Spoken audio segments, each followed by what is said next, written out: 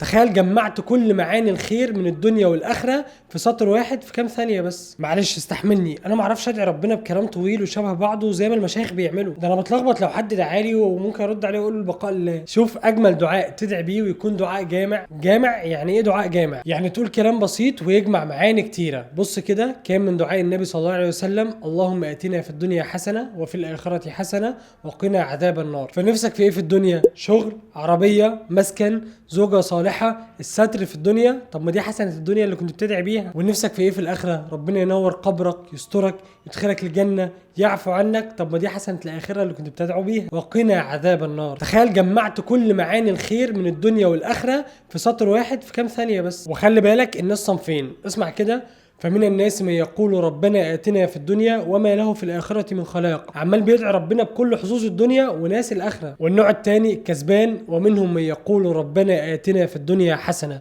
وفي الآخرة حسنة وقنا عذاب النار. فأنت أنهي واحد فيهم؟